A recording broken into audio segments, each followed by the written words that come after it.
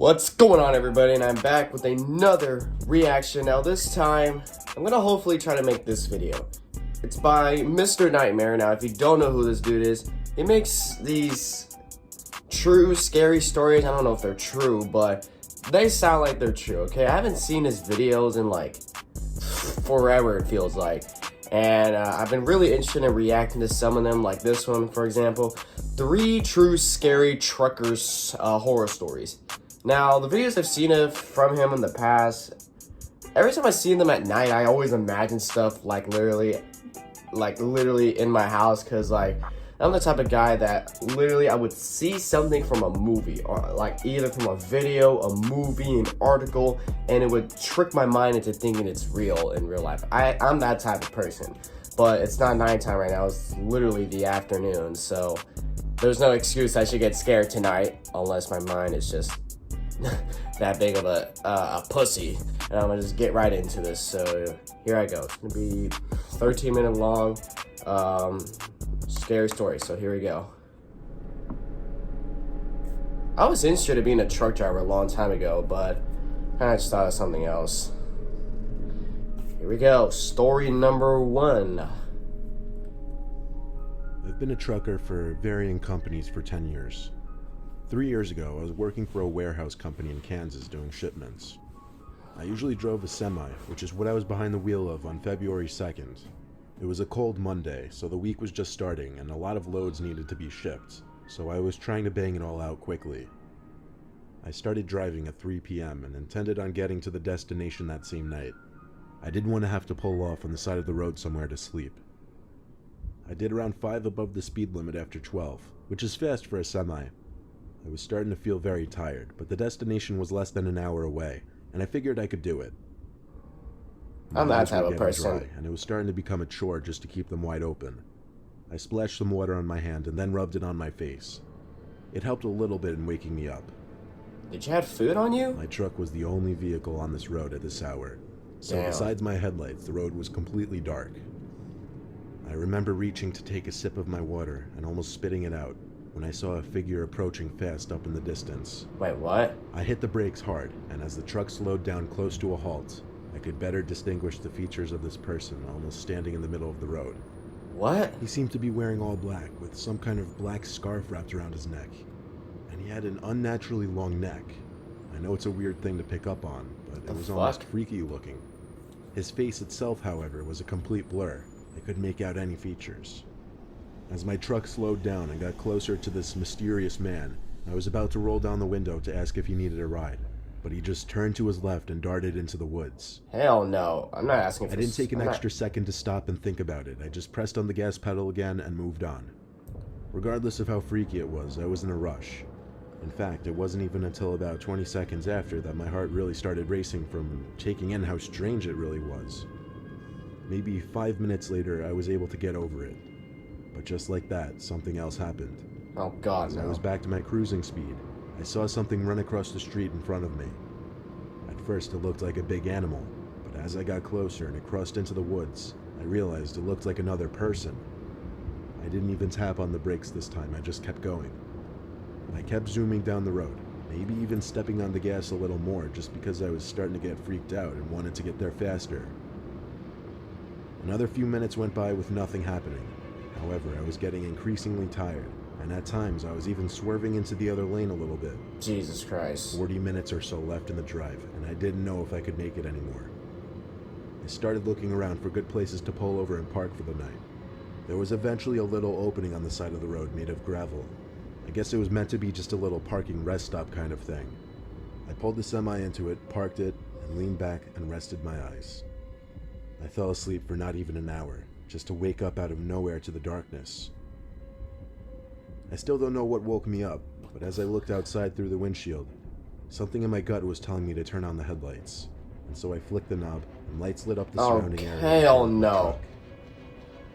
There was something in front of the truck, though. A man. That same man with the black scarf I'd seen earlier standing on the side of the road. Now I could see his face much clearer. He had a very wide smile, and his eyes were open as wide as possible, and he looked right at me through the windshield. I turned the truck on and pulled it out of that little clearing as fast as possible. I didn't know what to think. The fuck was he doing in the middle of nowhere? I didn't stop again that night until I made it to my destination. From there, I fell asleep in the parking lot and woke up early the next morning. Now, the only logical explanation I could think of is that my mind was playing tricks on me, because I had been seeing strange things all night. I've never heard of a hallucination being so vivid and terrifying, though, and that's the part that still really confuses and scares me. What the hell, dude? Imagine being literally driving and there's nothing even on the road and you see a man Before standing getting an there. office job in the city, I was a UPS driver for 2 years. It was good money and I enjoyed it for the most part. It had its moments though. It was 2010. I'd been out of college for 2 years. I was working 11 to 7 on a Thursday. It was the dead of winter, so it was dark by like 5 o'clock. I wasn't exactly living in Palm Springs either. I was living in a small town in North Carolina. I don't want to call it ghetto or slummy, but it wasn't a very nice area at all. I did deliveries in that same town very often. The housing situation in this town was weird. Some blocks would have rows of houses and trailer homes spaced far away from each other, while other blocks were just completely desolate. This made for less deliveries altogether because the houses were so spaced out and far from each other that it took longer than, say, a regular suburban or urban community. Deliveries were always marked on the map so that I could take a more strategic route instead of just driving all over the place. After hours and hours of deliveries, all over a span of at least 3 different small towns, I started heading down one of those streets I'd mentioned just now. Spaced out trailer homes and small houses on one side, forest on the other side. It's a little past 6 p.m. and my shift Literally is a winding trailer down right with here not and too many then deliveries 20 left. miles down this next one. There was one house on this block, and the package was to be signed for, meaning I couldn't just leave it on the stoop. I pulled up in front of the house, went to the back of the truck, and pulled out one of the biggest and heaviest boxes of the day. Oh, hell no. There was some kind of small metal pieces bumping around in the box, lots of them. I couldn't even try to take a guess at what could be inside. Probably My job furniture. was just to lug the thing to the front door of the trailer home. Sounds like furniture. That's just what I did. There was no doorbell in this home, so I had to knock. There were no lights on in there, though, and I didn't see a car out front, so I was hoping Was that somebody night? was home. I knocked Hell a few more no. times. Then I saw the curtains to one of the windows move, and footsteps come to the door. Then there was a long pause. A suspicious and unnecessarily long pause before the door finally cracked open. Some older woman poked her head out all paranoid-like, and when I said she had a package to sign, she opened the door fully. She seemed fidgety as I asked her to sign the device. She did so. It was a sloppy signature, too. She told me I'd need to help her carry the box into her room. I figured that would be the case. The Do they moment I actually stepped do into the deliveries trailer at home, night? I got a huge whiff of some kind of stench. You know how every home has a distinct smell, whether it be good or bad? Well, this Yeah. home smelled awful. I don't know what it was. She was leading me to a back section behind the tiny living room space. She took me to a narrow hallway where I struggled to carry the box, and then brought me to a door. She opened the door and told me to maneuver the box into the closet in the back of the room. I hate seeing dark I stuff had to like flick on the that, because light. I know something's about She to said the happen. light didn't work. It was next to pitch black in there, with the only source of light being the lamp from the living room seeping down the hall into this room. I could see just the slightest amount She doesn't to have a navigate the box flashlight or inside the anything? room. As I got close to the closet, I saw someone standing in the corner of the closet. I knew for certain it was a person because of the shape of the outline, and there was Oh movement. god. Oh god. The There was thing, no that logical centric explanation for sound that this. builds up. This person was clearly hiding from me, waiting. What the I fuck? left the box where it was and walked past the woman and said, "Have a nice day." She started to scream at me to come back and help her. Then she went as far as to call me a piece of shit. I didn't know what this woman and whoever was in that closet were planning on doing. Does the and I woman didn't want know to who stick that around to guy find is? out.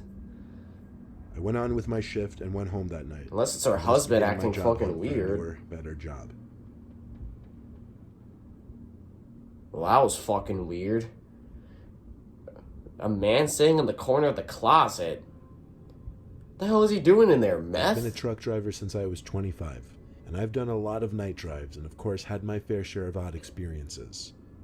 I did deliveries for a number of different types of companies.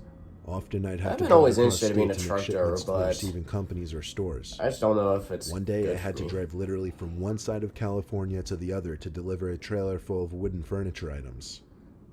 Much of the drive was through open desert roads.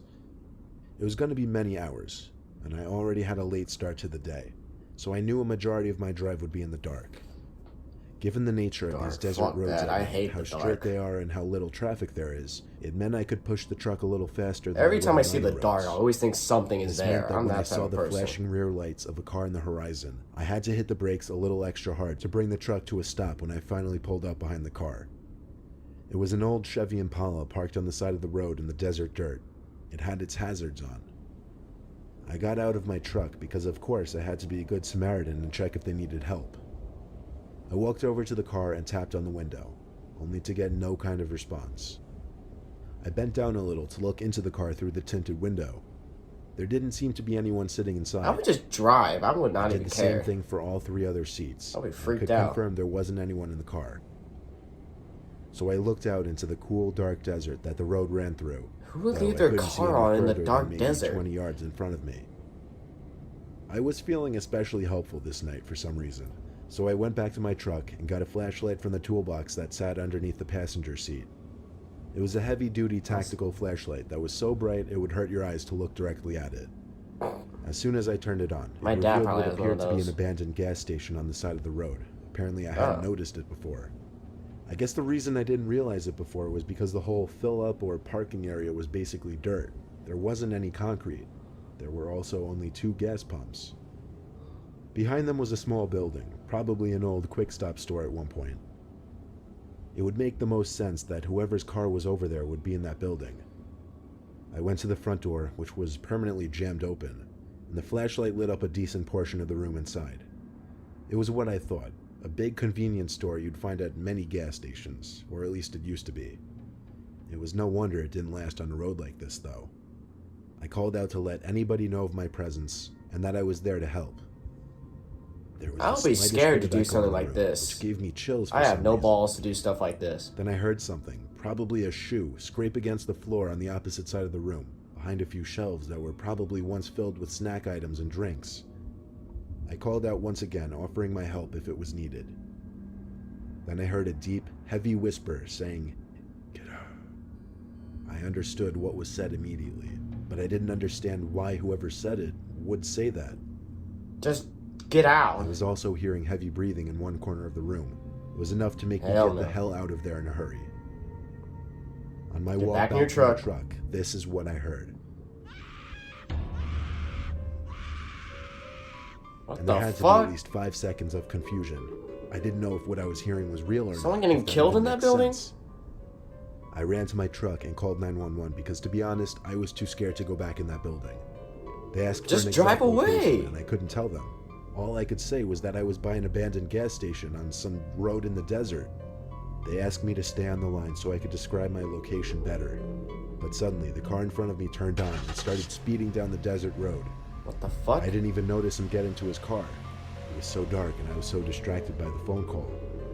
I ran back into the building to see if anybody was Why? still in there, while of course Why? keeping 911 on the line.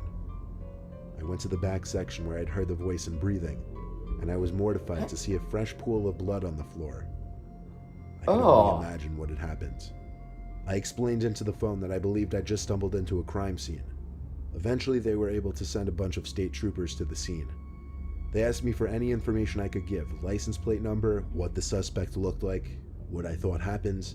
All I said was it was a black Chevy Impala, early 2000s, and I heard a man tell me to get out before hearing a woman screaming as I left the building. There was no body left fuck? behind, but I had a few ideas of what might have happened. I'm sure the state police took some blood samples and whatnot, but I wasn't able to be of much more assistance. Shamefully, I did not have a dash cam at that point to get the license plate number, but literally the next week, I installed the dash cam into my assigned truck. This was just one of those once-in-a-lifetime experiences that will always haunt me.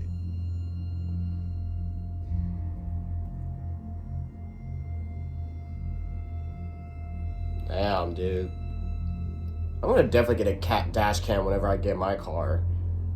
Just in case for safe purposes and stuff. Damn. Those stories were honestly very disturbing, especially the last one. I'm surprised that dude has the balls to go in, see what was going on in that little gas station building or whatever it is. I would never have the balls to do that. I would just keep driving and go to my destination. So, yeah, I'm gonna react to more Mr. Nightmare because his videos are interesting, but kind of freaked out as well. There's literally some times where he would install a jump scare and I'll actually jump.